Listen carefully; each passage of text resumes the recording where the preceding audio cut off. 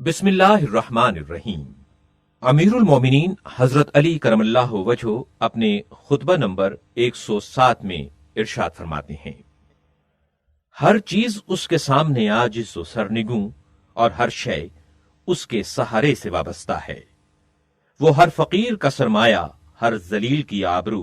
हर कमजोर की तवानाई और हर मजलूम की पनाहगाह है। जो कहे उसकी बात भी वो सुनता है, जो चुप रहे उसके भेद से भी वो आगाह है। जो जिंदा है उसके रिज्क का जिम्मा उस पर है, और जो मर जाए उसका पलटना उसी की तरफ है। ऐ अल्लाह, ऐ रब्बे काबा, आंखों ने तुझे देखा नहीं कि तेरी खबर दे सकें, बल्कि तू तो इस वस्फ करने वाली मखलूक से पहले मौजूद था।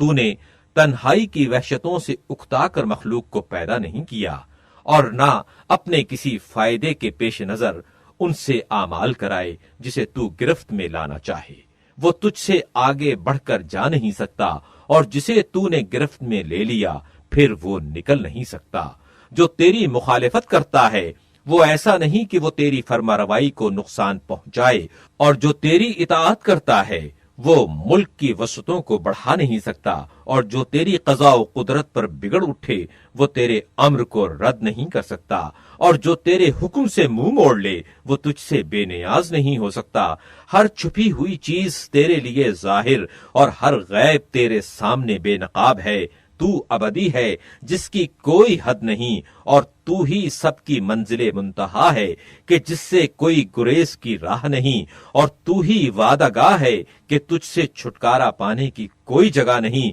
मगर तेरी ही जात है कि हर राह चलने वाला तेरे कब्जे में है, और हर जी रूह की बाजगश्त तेरी तरफ है। सुबहान अल्लाह, ये तेरी कायनात जो हम देख रहे हैं कितनी अजीम शान है, और तेरी कुदरत के सामने इनकी अजमत कितनी कम है, और ये तेरी पातशाहत जो हमारी नजरों के सामने है कितनी पुरशुको है, लेकिन तेरी उस सल्तनत के मुकाबले में जो हमारी निगाहों से ओझल है कितनी हकीर है। और दुनिया में ये तेरी नेमतें कितनी कामिलो हमागीर हैं, मगर आखिरत की नेमतों के सामने वो कितनी मुख्तसर हैं। अमीरुल मोमिनीन हजरत अली करमल्लाहु वजहो अपने इसी खुतबे में फरमाते हैं, तूने फरिश्तों को आसमानों में बसाया और उन्हें जमीन की सतह से बुलंद रखा। वो सब मखलूक से ज्यादा तेरी मारिफत रखते हैं, और वो सबसे ज्यादा तुझसे डरते हैं, और सबसे ज्यादा तेरे मुकर्रब हैं। न वो सुल्बों में ठहरे,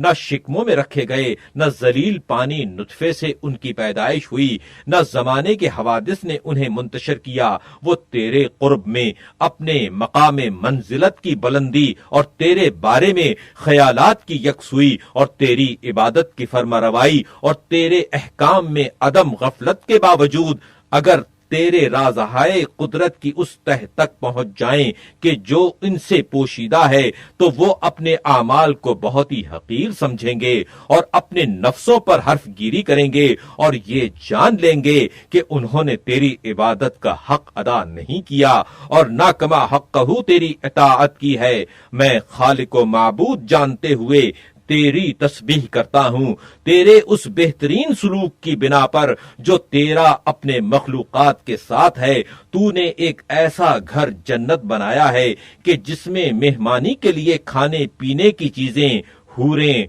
गिलमान, महल, नहरें, खेत और फल मुहैया किए हैं। फिर तूने इन नेमतों की तरफ दावत देने वाला भेजा, मगर ना उन्होंने बुलाने वाले की आवाज पर लब्बैक कही, और ना इन चीजों की तरफ रागिब हुए जिनकी तूने रग़बत दिलाई थी, और ना उन चीजों के मुश्ताक हुए जिनका तूने इश्तियाक दिलाया था। वो तो इसी मुर्दार दुनिया पर टूट पड़े कि जिसे नोच खाने में अपनी इज्जत आबरू गंवा रहे थे और उसकी चाहत पर ईका कर लिया था। जो शख्स किसी शय से बेतहाशा मोहब्बत करता है तो वो उसकी आंखों को अंधा, दिल को मरीज कर देती है। वो देखता है तो बीमार आंखों से, सुनता है तो न सुनने वाले कानों से। शहवतों ने उसकी अक्ल का दामन चाक कर दिया और दुनिया ने उसके दिल को मुर्दा बना दिया है और उसका नफ्स उस पर मर मिटा है। ये दुनिया का और उन लोगों का कि जिनके पास कुछ بھی وہ دنیا ہے بندہ و غلام بن گیا، جدھر وہ موڑتی ہے ادھر یہ مڑتا ہے، جدھر اس کا رخ ہوتا ہے ادھر ہی اس کا رخ ہوتا ہے۔ نہ اللہ کی طرف سے کسی روکنے والے کے کہنے سننے سے وہ رکتا ہے اور نہ ہی اس کے کسی واز و پند کرنے والے کی نصیحت مانتا ہے، حالانکہ وہ ان لوگوں کو دیکھتا ہے کہ جنہیں عین غفلت کی حالت میں وہاں پر جکڑ لیا گیا کہ جہاں نہ تدارک کی گنجائش اور نہ دنیا کی طرف پلٹنے کا موقع ہوتا ہے، اور وہ کس طرح وہ چیزیں ان پر ٹوٹ پڑیں کہ جن سے وہ بے خبر تھے، اور کس طرح اس دنیا سے جدائی کی گھڑی سامنے آ گئی کہ جس سے پوری طرح مطمئن تھے، اور کیوں کر آخرت کی ان چیزوں تک پہنچ گئے کہ جن کی انہیں خبر دی گئی تھی۔ اب جو مصیبتیں ان پر پڑی ہیں انہیں بیان نہیں کیا جا سکتا۔ موت کی سختیاں اور دنیا کو چھوڑنے کی حسرتیں مل کر انہیں گھیرے لیتی ہیں، چنانچہ ان کے ہاتھ پیر ڈھیلے پڑ جاتے ہیں اور رنگتیں بدل جاتی ہیں، پھر ان کے اعضاء میں موت کی دخل اندازیاں بڑھ جاتی ہیں۔ کوئی ایسا ہوتا ہے کہ پہلے اس کی زبان بند ہو جاتی ہے، در صورت یہ کہ اس کی عقل درست اور ہوش و حواس باقی ہوتے ہیں۔ وہ اپنے گھر والوں کے سامنے پڑا ہوا اپنی آنکھوں سے دیکھتا ہے اور اپنے کانوں سے سنتا ہے، اور ان چیزوں کو سوچتا ہے کہ جن میں اس نے اپنی عمر گنوا دی ہے اور اپنا زمانہ گزار دیا ہے، اور اپنے جمع کیے ہوئے مال و متاع کو یاد کرتا ہے کہ جس کے طلب کرنے میں جائز و ناجائز سے آنکھیں بند کر لی تھیں، اور جسے صاف اور مشکوک ہر طرح کی جگہوں سے حاصل کیا تھا، اس کا وبال اپنے سر لے کر اسے چھوڑ دینے کی تیاری کرنے لگا۔ وہ مال اب اس کے پچھلوں کے لیے رہ جائے گا، اور وہ اس سے عیش و آرام کریں اور گل چھڑے اڑائیں۔ اس طرح وہ دوسروں کو تو بغیر ہاتھ پیر ہلائے یوں ہی مل گیا، لیکن اس کا بوجھ اس کی پیٹھ پر رہا، اور یہ اس مال کی وجہ سے ایسا گروی ہوا ہے کہ بس اپنے کو چھڑا نہیں سکتا۔ مرنے کے وقت یہ حقیقت جو کھل کر اس کے سامنے آ گئی تو ندامت سے وہ اپنے ہاتھوں کو کاٹنے لگتا ہے، اور عمر بھر جن چیزوں کا طلبگار رہا تھا اب ان سے کنارہ ڈھونڈتا ہے، اور یہ تمنا کرتا ہے کہ جو اس مال کی وجہ سے اس پر رشک اور حسد کیا کرتے تھے، کاش کہ وہی اس مال کو سمیٹتے۔ اب موت کے تصرفات اس کے جسم کی طرف بڑھ رہے ہیں، یہاں تک کہ زبان کے ساتھ ساتھ کانوں پر بھی موت چھا گئی۔ گھر والوں کے سامنے اس کی یہ حالت ہوتی ہے کہ نہ زبان سے بول سکتا ہے نہ کانوں سے سن سکتا ہے، آنکھیں گھما گھما کر ان کے چہروں کو تکتا ہے، ان کی زبانوں کی جنبشوں کو دیکھتا ہے، لیکن بات چیت کی آوازیں نہیں سن پاتا۔ اور پھر اس سے موت اور لپٹ گئی کہ اس کی آنکھوں کو بھی بند کر دیا جس طرح اس کے کانوں کو بند کیا تھا، اور اس کی روح اس کے جسم سے مفارقت کر گئی۔ اب وہ گھر والوں کے سامنے ایک مردار کی صورت میں پڑا ہوا ہے کہ اس کی طرف سے انہیں وحشت ہوتی ہے، اور اس کے پاس پھٹکنے سے وہ دور بھاگتے ہیں۔ وہ نہ رونے والوں کی کچھ مدد کر سکتا ہے، نہ پکارنے والے کو جواب دے سکتا ہے۔